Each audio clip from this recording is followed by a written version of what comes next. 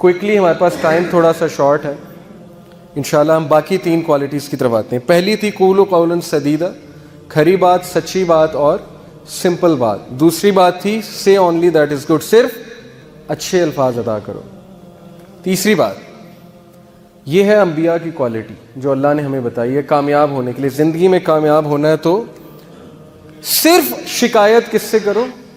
اللہ سے. complaining only to اللہ. کیوں؟ حضرت یعقوب علیہ السلام کے بارے میں کیا کہتے ہیں اللہ؟ He said، اس نے کہا I only complain of my grief and sorrow to Allah، میں اپنا گریف، اپنا غم صرف کس سے شیئر کرتا ہوں؟ اللہ سے. ڈنڈورا نہیں پیٹا انہوں نے باہر جا کے، رشتہ داروں کے پاس بیٹھ کے جو ہے اپنا غم نہیں سنایا جا کے. لوگوں کو غم سنانے سے ہوتا کیا ہے؟ مجھے صرف یہ سمجھ نہیں آتی کہ لوگ کو ہم غم سنائیں گے، ان میں سے کوئی چسکے لے گا ہمارا غم سن کے، مزے لے گا، اور کچھ جو ہے وہ مدد کرنے کی کوشش کریں گے لیکن ان کے بس میں وہ کام ہی نہیں ہوگا. ہاں، اس کا یہ مطلب نہیں کہ بالکل ہی نہیں بتانا چاہیے. جو اچھے لوگ ہیں، جو سنسیئر ہیں ہمارے ساتھ، ان سے شیئر کرنا چاہیے. لیکن سکسیسفل لوگ جو ہیں وہ کوشش کرتے ہیں کہ اپنے سارے غم اللہ سے شیئر کریں، کیونکہ انہیں پتہ ہے کہ میرا غم یا میری مشکل کون ہٹا سکتا ہے؟ صرف اللہ ہی ہٹا سکتے ہیں. انہی کے ہاتھ میں. دل کون بدلتے ہیں؟ اللہ. ہم لوگوں کے پاس جاتے ہیں، جی اس کا دل بدل دو، یہ کر دو، وہ کر دو. دل بدلنے والے تو اللہ ہے. اللہ کے ہاتھ میں چابیاں ساری.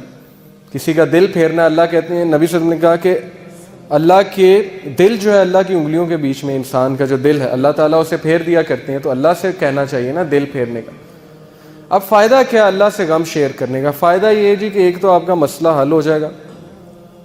دوسرا یہ کہ اگر مسئلہ حل نہیں ہوتا تو اللہ آپ کو ایسی قوت دے دیں گے کہ اب آپ اس مشکل سے مقابلہ کر سکیں. انسانوں سے غم شیئر کرنے کے نقصانات کیا ہیں؟ کل کو وہ آپ کو تانا دیں گے، یا کل کو آپ کو کہیں گے یہ دیکھو ہر وقت جو ہے غم لائے پھرتا ہے میرے پاس. جبکہ اللہ ایک ایسے بادشاہ ہیں. آپ بادشاہ کے پاس جائیں نا، کسی دنیاوی بادشاہ کے پاس، اور اسے کہیں جی میں نے آپ سے بات شیئر کرنی، کہے گا اچھا چلو کرو.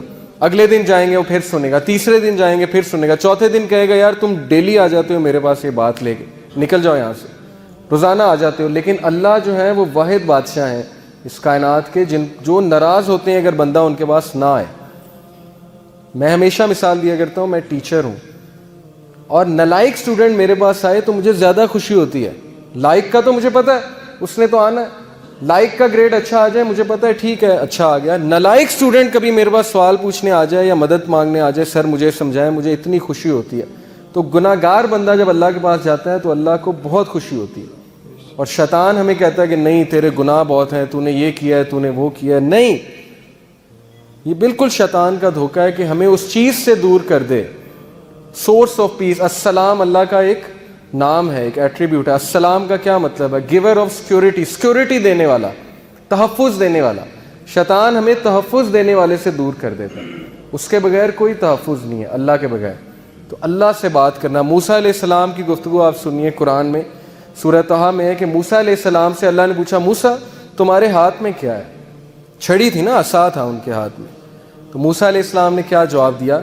بڑا ایکسائٹڈ ہو گئے موسیٰ علیہ السلام. آپ سوچیں کہ آپ سے جو ہے وہ بہت بڑی کوئی سیلیبریٹی یا پرائم منسٹر بات کرنے آ جائے، آپ کتنا خوش ہوں گے. اسی طرح موسیٰ بڑے خوش تھے کہ رب العالمین، کائنات کا رب جو ہر چیز کو کنٹرول کر رہا، مجھ سے بات کر رہا ہے. اللہ نے پوچھا موسیٰ، بڑے پیار سے پوچھا موسیٰ تمہارے ہاتھ میں کیا ہے؟ موسیٰ نے کہا اللہ میرے ہاتھ میں میرا عصا ہے، اس سے میں بکریاں چراتا ہوں، اس سے میں جھاڑیوں کو پیچھے کرتا ہوں، اس پہ میں ریسٹ کرتا ہوں، اور اس سے میں اور بھی بڑے کام کرتا ہوں. اب مفسرین کہتے ہیں کہ یہ بات بتانے کی کیا ضرورت ہے؟ اللہ سبحانہ تعالیٰ نے ہمیں بات بتائی کہ موسیٰ سے اللہ نے یہ پوچھا، انہوں نے کہا میں اس سے یہ بھی کرتا ہوں، یہ بھی کرتا ہوں، اور بھی بڑے کام کرتا ہوں. اب قرآن میں تاریخی وہ جملے ہیں جن کا بہت بہت میننگ فل جملے ہیں قرآن میں، جن کا کوئی مقصد ہے. اس کا مقصد کیا ہے؟ مفسرین میں سے کچھ مفسرین یہ کہتے ہیں کہ اس کا مقصد یہ اللہ یہ بتانا چاہتے ہیں انسان کو اس کنورسیشن کے تھرو کہ اللہ کے لیے انسان کی کوئی بھی بات غیر اہم نہیں، کوئی بھی بات. کیونکہ موسیٰ کس طرح کی باتیں بتا رہے ہیں، اللہ اس سے میں یہ کرتا ہوں، یہ کرتا ہوں، اور اس سے میں اور بھی بڑے کام کرتا ہوں. اور اللہ آگے سے مسکرا رہے ہوں گے کہ دیکھو میرا بندہ مجھے کس طرح سے بتا رہا ہے. تو اللہ کے لیے کوئی بات ہماری غیر اہم نہیں ہے. اور اللہ ہی انکنڈیشنل پازیٹیو ریگارڈ دیتے ہیں. انکنڈیشنل پازیٹیو ریگارڈ کیا ہوتا ہے کہ آپ ماہر نفسیات کے پاس جائیں، وہ آپ سے پیسے لیتا ہے اچھے خاصے، اور سنی جاتا ہے سنی جاتا ہے سنی جاتا ہے، آگے سے ٹوکتا نہیں ہے. اسے کہتے ہیں انکنڈیشنل پازیٹیو ریگارڈ. لیکن اس کے وہ پیسے لیتا ہے. آپ جب سارا اسے سنا دیتے ہیں آپ کہتے ہیں تو بڑا اچھا بندہ ہے، اس نے تو میری ساری سنی ہے، مجھے ٹوکا نہیں ہے. تو بھائی اللہ تو پیسے بھی نہیں لیتے، آپ اللہ کے سامنے کیوں نہیں باتیں کرتے؟ ایگزیکٹ وہی بات کہ اللہ میری زندگی میں یہ چل رہا ہے، میں تھک گیا ہوں، مجھے ہدایت دیں، میں نہیں جانا چاہتا اس طرف میرے رب، میں مشکلات میں ہوں، میرے اوپر بہت امتحان آ چکے ہیں، میں بس تھک چکا ہوں. آپ کیوں نہیں اس طرح بتاتے اللہ کو؟ بس یہی ایک فرق ہے، یہی ایک فرق ہے کامیاب لوگوں میں اور ناکام لوگوں میں. یہ ایک ہیبٹ ہے. تو اس کا فائدہ کیا ہے جی؟ اللہ سے غم شیئر کرنے کا، اللہ سے بات شیئر کرنے کا فائدہ کیا ہے؟ سورہ طلاق میں اللہ نے وعدہ کیا ہے. اللہ نے کہا کہ جو کوئی بھی میرا تقوی اختیار کرتا ہے، تقوی سے مراد ہے کہ مجھے پہچانتا ہے اور میرے پاس آتا ہے اور میرا کہنا مانتا ہے، اللہ اس کے لیے ایک ایسا راستہ نکال دیں گے ہر مشکل سے نکلنے کے لیے کہ وہ سوچ بھی نہیں سکتا. اور اس کی تفسیر حدیث میں آتی ہے کہ جو شخص استغفار کو لازم پکڑ لیتا ہے اللہ اس کو ہر مشکل سے نکال دیتے ہیں. پھر اللہ کہتے ہیں کہ اسے ہم ایسی جگہ سے دیں گے رزق کہ وہ سوچ بھی نہیں سکتا. یہ سورہ طلاق میں وعدہ ہے اللہ کا کہ ایک ہم اسے مشکل سے نکال دیں گے، دوسرا ہم اسے ایسی ایسی جگہ سے رزق دیں گے کہ وہ سوچ بھی نہیں سکتا. ایک واقعہ ہے چھوٹا سا. ڈاکٹر ایان ایک سعودی عرب کے ڈاکٹر ہیں، پاکستانی ڈاکٹر ہیں، بہت بڑے نیورو سرجن ہیں.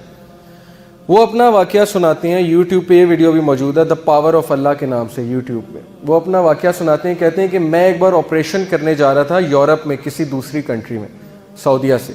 تو راستے میں اتنی ٹربولنس ہوئی، اتنا طوفان آیا، تھنڈر اسٹارم آیا کہ جہاز جو ہے وہ پارک کرنا پڑا ایئرپورٹ میں. کسی بیچ میں کہیں رکا جہاز، کسی ایئرپورٹ پہ جہاز کو کھڑا کیا ایئرپورٹ پہ. اب میں نے کہا جی کہ میں نے تو وہاں پہنچنا ہے آپریشن کرنے، آپ جو ہے جہاز کو چلائیں. انہوں نے کہا کہ جی ہم آپ کو پہنچانے کے لیے دوسروں کو تو خطرے میں نہیں ڈال سکتے نا. آپ ایسا کریں کہ آپ گاڑی پکڑیں، آپ نے جہاں جانا ہے نا وہ قریب ہی ہے، اتنا دور نہیں ہے، آپ گاڑی پکڑیں، ٹیکسی پکڑیں، اس پہ آپ چلے جائیں. انہوں نے کہا چلیں ٹھیک ہے. انہوں نے ڈرائیور کو پکڑا، ٹیکسی کو پکڑا، چلنا شروع ہو گیا. راستے میں طوفان مزید تیز ہو گیا اور وہ گاڑی ان کی ایک گھر کے سامنے جا کے رکی. مجبوراً انہیں روکنی پڑی طوفان میں وہ گاڑی. اب اس گھر کے سامنے جا کے رکی، انہوں نے نوک کیا تو ایک بڑھیا باہر نکلی، بہت بڑھاپے میں تھی، جھریاں پڑی ہوئی تھی اس کے چہرے پہ. انہوں نے کہا جی ہمیں اندر آنے دیں، بہت بارش ہے، بہت طوفان ہے، ہمیں ڈر ہے ہمارا ایکسیڈنٹ نہ ہو جائے، تو ہم ذرا ٹھہریں گے، کھانا شانا کھائیں گے، نماز پڑھیں گے، پھر نکل جائیں گے. اس نے کہا بالکل بسم اللہ آپ آئیے. اب وہ اندر گئے ہیں تو دیکھتے کیا ہے کہ ایک بچہ زمین پہ لیٹا ہوا ہے گدے پہ، اور وہ بڑھیا بار بار جو ہے نا اس کے سر پہ پٹیاں کر رہی ہے اور بڑا پریشان لگ رہی ہے. تو انہوں نے کہا کہ اس کو کیا مسئلہ ہے؟ اس نے کہا کہ اس کو نا کوئی دماغ کی بیماری ہے، وہ اس کے ماں باپ نہیں ہے، یتیم ہے بچہ، میں اس کی دادی ہوں، تو یہی میرے لیے واحد سہارا ہے. تو میں اس کا علاج کروانے کے لیے بڑی جگہ گئی ہوں، لیکن وہ کہتے ہیں کہ نہیں اس کو نا آپ ایک ڈاکٹر کے پاس لے کے جائیں جو ٹاپ نیورو سرجن ہے، اس کے پاس لے کے جائیں، وہ اس کو جو ہے اچھا دیکھے گا. تو کہتے ہیں کہ آپ کیوں نہیں گئیں؟ انہوں نے کہا میں نے بڑی بار کوشش کی ہے، ان سے اپوائنٹمنٹ ہی نہیں ملتی، نہ میرے پاس اتنے پیسے ہیں، میں کہاں سے لے کے جاؤں. انہوں نے کہا مجھے نام بتائیں، میں بھی ڈاکٹر ہوں، میں اس سے سفارش کروں گا، آپ اتنی اچھی عورت ہیں، آپ نے مجھے یہاں رکنے کی جگہ دی. اس نے کہا ڈاکٹر ایان. تو وہ کہتے ہیں میں رونے لگ گیا، ڈاکٹر ایان. تو وہ رونے لگ گئے اور پھوٹ پڑے. تو بڑھیا نے کہا کہ آپ رو کیوں رہے ہیں؟ انہوں نے کہا کہ میں ڈاکٹر ایان ہوں. انہوں نے کہا کہ آپ دیکھیں کہ آپ نے اللہ سے دعائیں کی ہوں گی کہ اللہ بچے کا کچھ کریں، تو اللہ مجھے یہاں لے آئے ہیں اور جس طرح لے کے آئے ہیں آپ سوچ بھی نہیں سکتے. یعنی اللہ کی جو فورسز ہیں نا، اللہ کی جو فوجیں ہیں، اس کا ہم اندازہ بھی نہیں لگا سکتے. لیکن ہم اس سے بالکل غافل ہیں، شیطان نے ہمیں اس سے غافل کیا. ہم اللہ سے مدد مانگنے کی بجائے ہم دوسروں کے پاس بھاگتے ہیں. تو ایسے بڑے واقعات ہیں، آپ کو سلف کی زندگیوں سے ایسے بڑے واقعات مل جائیں گے جس میں ثابت ہوا کہ اللہ جب اپنی فوجوں کا استعمال کرتا ہے تو پھر اللہ ناممکن کو بھی ممکن بنا دیتا ہے. موسیٰ علیہ السلام، آپ سوچیں، دشمن کا بچہ، جو دشمن ہے، دشمن کا بچہ، فرعون سارے بچوں کو قتل کروا رہا ہے کہ کس لیے؟ کہ کل کوئی کھڑا ہو کے میرے خلاف نہ نکل پڑے.